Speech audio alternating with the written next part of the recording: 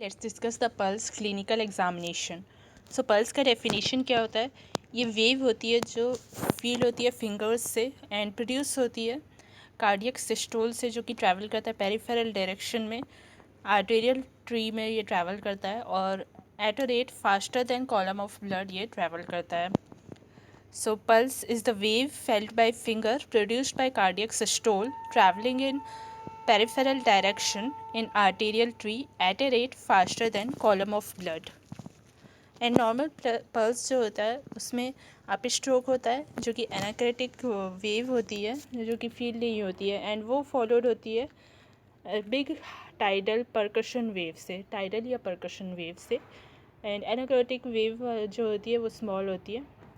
Then big या tidal percussion wave जो होती है वो फॉलो होती है डाउन स्ट्रोक से, जिसमें डाइक्रोटिक नॉच होता है और साथ में डाइक्रोटिक वेव होती है फॉलोड बाय, एंड ये नॉर्मली पाल्पेबल नहीं होती है जो डाउन स्ट्रोक होता है।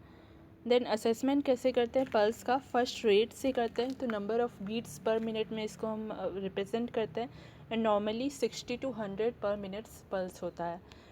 देन टैकीकार्डिया हो सकता है एबनॉर्मेलिटी, मतलब high pulse rate, high heart rate. तो ये फिजियोलॉजिकल या पैथोलॉजिकल इसके कॉजेज़ हो सकते हैं। तो फर्स्ट फिजियोलॉजिकल जो कॉज है उसमें first high altitude, second exercise, third pregnancy, ये सारे कॉजेस हैं। एंड पैथोलॉजिकल कॉजेस में टैकीकार्डिया के थायरोटॉक्सिकोसिस आएगा, फीवर प्लस इन्फेक्शंस आएंगे, देन थर्ड कार्डियक फेलियर, ये सारे कॉजेस आएंगे। देन नेक्स्ट ब्रैडीकार्डिया हो सकता है, तो इसके again physiological and pathological causes हैं। तो डिक्रीज्ड हार्ट रेट के कॉजेस में first sleep plus rest, second cold आएगा फिजियोलॉजिकल में, एंड थर्ड एथलीट्स का जो रेट होता है वो थोड़ा कम होता है। देन पैथोलॉजिकल में कॉजेस क्या आएंगे? Acute MI, infection and post infection, and second increased intracranial pressure, third hypothyroidism, and fourth glaucoma, ये सारे पैथोलॉजिकल कॉजेस हैं।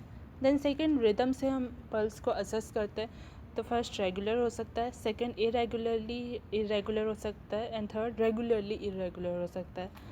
तो इरेगुलरली इरेगुलर जो मेन कॉज होता है उसका एट्रियल फिब्रिलेशन होता है, एंड रेगुलरली इरेगुलर का जो कॉमन कॉज होता है वो हार्ट ब्लॉक होता है, वो कोई भी डिग्री का हो सकता है, सेकेंड डिग्री, फर्स्ट डिग्री और any degree. Then third fourth volume and tension से असेस करते हैं हम इसको, एंड फोर्थ इक्वालिटी से असेस करते हैं। फिफ्थ पेरिफेरल पल्सेस देखते हैं हम, तो इसमें femoral, posterior tibial artery, dorsalis pedis artery, popliteal artery, brachial artery, ये सारी आर्टरीज़ का देखते हैं। Then sixth radio radial delay देते हैं, तो इसमें pre ductal coarctation of aorta की वजह से ये हो सकता है। Then second radio femoral delay है, तो वो post ductal coarctation of aorta की वजह से हो सकता है।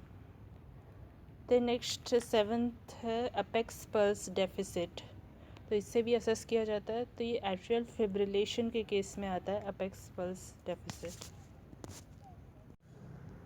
और ये होता क्या है अपेक्स पल्स डेफिसिट? ये डिफरेंस होता है between the heart rate and pulse rate,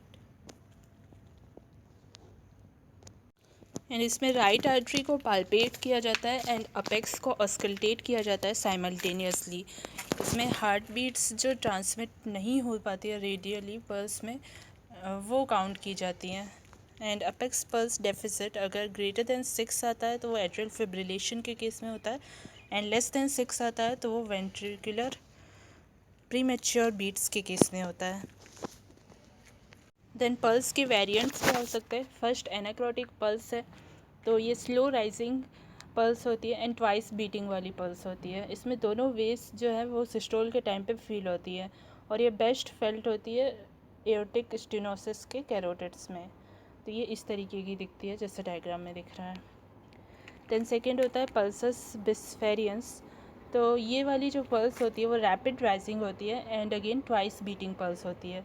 इसमें भी दोनों वेव्स जो है वो सिस्टोल के टाइम पे फील होती है, एंड परकशन वेव जो होती है पहले फील होती है एंड उसके बाद स्मॉल वेव फील होती है।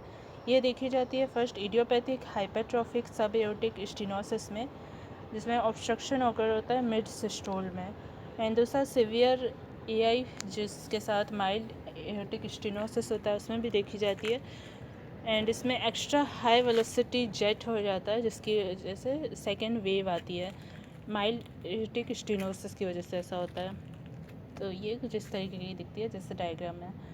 देन थर्ड है डाइक्रोटिक पल्स। तो ये ट्वाइस बीटिंग पल्स होती है एंड फर्स्ट इसमें परकशन वेव आती है सिस्टोल के टाइम पे एंड सेकेंड डाइक्रोटिक वेव आती है डायस्टोल के टाइम पे। ये देखी जाती है टाइफाइड फीवर में, कंजेस्टिव कार्डियक फेलियर में एंड ओपन हार्ट सर्जरी के बाद। तो ये कुछ इस तरीके की दिखती है जैसे इसमें दिख रहा है। देन फोर्थ वेरिएंट है पल्सस पैरवस ईटी टायरटस। तो ये क्या होता है, स्लो राइजिंग पल्स होती है और लेट सिस्टोलिक पीक के साथ आती है ये। एंड इसमें decrease in volume and amplitude होता है एंड ये बेस्ट फील की जाती है कैरोटिड्स में। एंड ये कौन सी कंडीशन में मिलती है, सिवियर एओर्टिक स्टेनोसिस में। तो ये ऐसी दिखती है जैसे डायग्राम में। नाउ फिफ्थ है पल्सस अल्टरनेंस। तो ये strong and weak beat alternately आती है इसमें एंड ये अल्टरनेट के कारण होती है rather than the regular contraction of muscle fibres. मतलब मसल फाइबर्स का रेगुलर कॉन्ट्रैक्शन नहीं हो रहा है बल्कि अल्टरनेट कॉन्ट्रैक्शन हो रहा है। एंड इसके कॉजेज़ क्या होते हैं, एक तो लेफ्ट वेंट्रिकुलर फेलियर होता है, दूसरा पैरोक्सिस्मल टैकीकार्डियाज होता है। तो ये ऐसी दिखती है पल्स। देन सिक्स है पल्सस पैराडॉक्सस। तो पल्सस पैराडॉक्सस जो होता है, नॉर्मली जो सिस्टोलिक बीपी है वो डिक्रीज़ होता है 3 to 10 mm। और ये किसकी वजह से डिक्रीज़ होता है, पल्मोनरी वेस्कुलेचर रिलेटिव पूलिंग के कारण हो जाता है, क्योंकि लंग एक्सपेंशन जब होता है तो उसके कारण पूलिंग हो जाती है। एंड दूसरी चीज़ negative high negative intrathoracic pressure होता है। तो ये दोनों मिलकर क्या करते हैं कि वीनस रिटर्न को कम कर देते हैं लेफ्ट एट्रियम एंड वेंट्रिकल में, तो फॉल हो जाता है लेफ्ट वेंट्रिकुलर आउटपुट में। लेकिन एक्सट्रीम केसेस में क्या होता है, तो जब सिस्टोलिक बीपी फॉल कर जाता है मोर देन 10 mmHg, वो होता है एक्सट्रीम केस, तो उसको पल्सस पैराडॉक्सस बोलते हैं। तो उसमें क्या होता है कि मिस्ड बीट्स आती है एंड पेरिफेरल बीट्स जो है वो डिसअपियर हो जाती है इंस्पायरेशन के टाइम पे। एंड रिवर्स पल्सस पैराडॉक्सस क्या होता है कि जो कंटिन्यूस एयरवे प्रेशर रिसीव कर रहा होता है जो पेशेंट मैकेनिकल वेंटिलेटर में होता है उसको उस पर मिलता है। एंड पल्सस पैराडॉक्सस के कॉजेज़ क्या होते हैं, एक तो सुपीरियर वीना कवा का ऑब्स्ट्रक्शन होता है, दूसरा लंग कंडीशंस होता है तो उसमें एक अस्थमा, दूसरा एयरवे ऑब्स्ट्रक्शन आता है, थर्ड कार्डियक कंडीशंस होती है तो इसमें pericardial effusion, severe congestive cardiac failure, ये सब आता है। देन सेवंथ पल्स का वेरिएंट है पल्सस बाइगेमिनस। इसमें कपलिंग बोलते हैं इसको।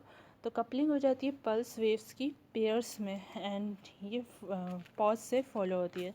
कॉजेज़ क्या होते हैं इसके, अल्टरनेट प्रीमेच्योर बीट्स आती है, दूसरा एवरी थर्ड साइनस इम्पल्स में बीइंग ब्लॉक्ड, तो एवी ब्लॉक में ये हो सकता है।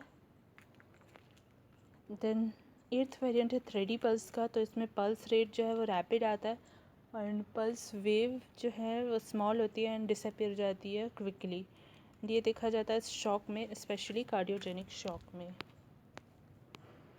देन नेक्स्ट नाइन्थ है वाटरमैन पल्स। तो वाटर हैमर पल्स।